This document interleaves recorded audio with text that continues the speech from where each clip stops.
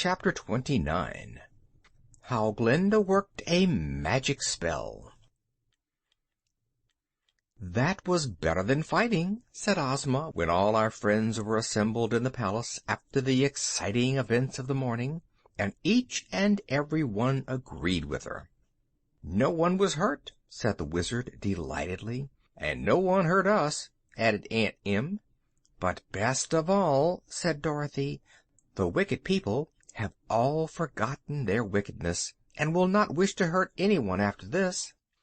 "True, Princess," declared the Shaggy Man. "It seems to me that to have reformed all those evil characters is more important than to have saved Oz." "Nevertheless," remarked the Scarecrow, "I am glad Oz is saved. I can now go back to my new mansion and live happily." "And I am glad and grateful that my pumpkin farm is saved," said Jack. "For my part," added the Tin Woodman, "I cannot express my joy that my lovely tin castle is not to be demolished by wicked enemies." "Still," said Tik-Tok, "other enemies may come to Oz some day." "Why do you allow your clockwork brains to interrupt our joy?" asked Omby Amby, frowning at the machine man. "I say what I am wound up to say," answered Tik-Tok. "And you are right," declared Ozma. "I myself have been thinking of this very idea, and it seems to me there are entirely too many ways for people to get to the Land of Oz. We used to think the deadly desert that surrounds us was enough protection, but that is no longer the case. The Wizard and Dorothy have both come here through the air, and I am told the Earth people have invented airships that can fly anywhere they wish to go." "Why, sometimes they do and sometimes they don't," asserted Dorothy.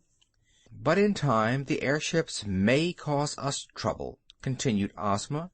"For if the Earth folk learn how to manage them we would be overrun with visitors who would ruin our lovely secluded fairyland."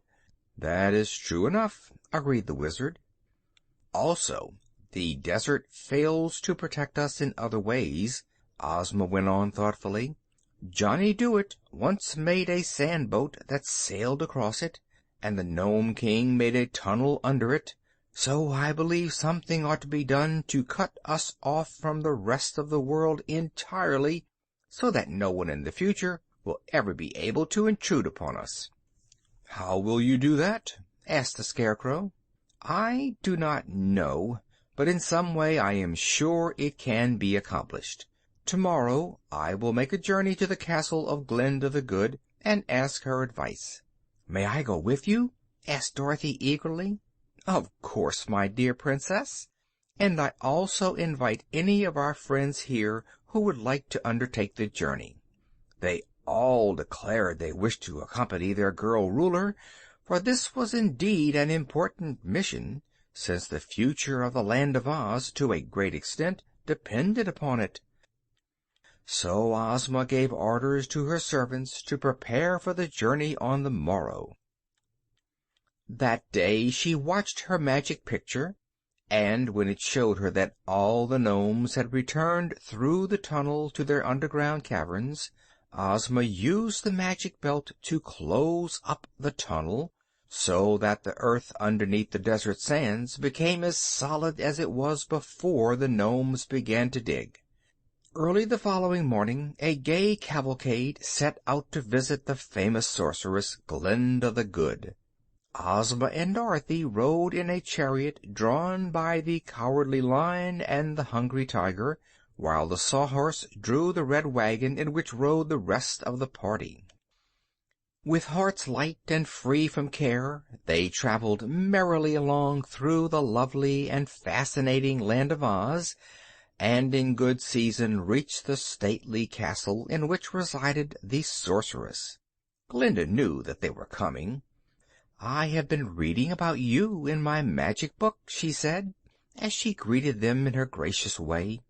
"What is your magic book like?" inquired Aunt Em curiously.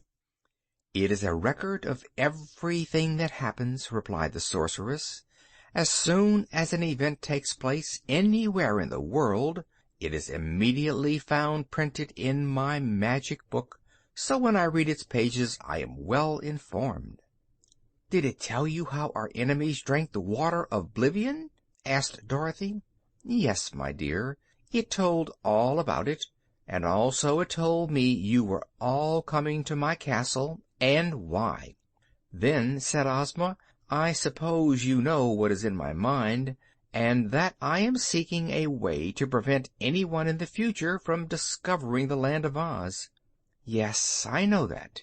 And while you were on your journey I have thought of a way to accomplish your desire, for it seems to me unwise to allow too many outside people to come here.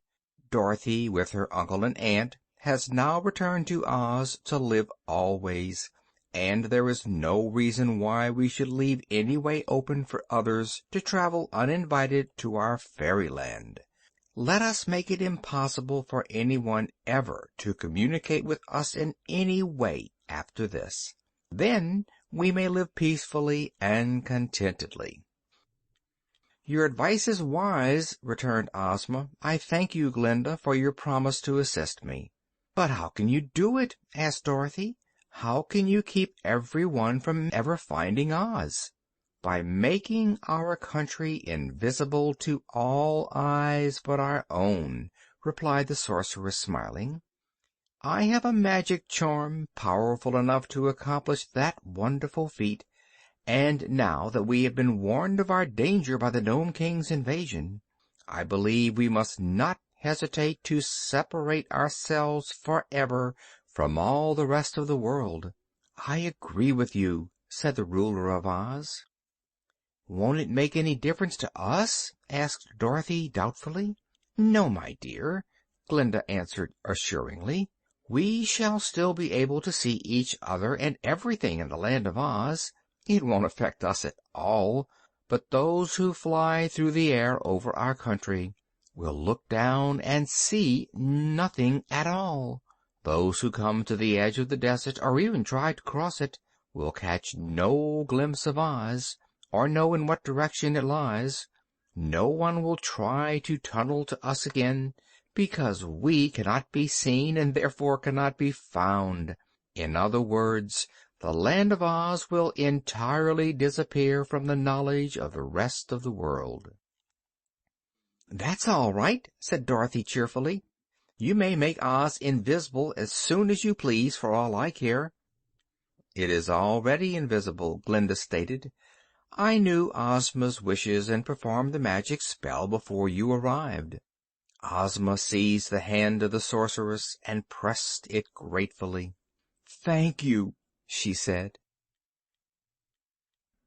Chapter 29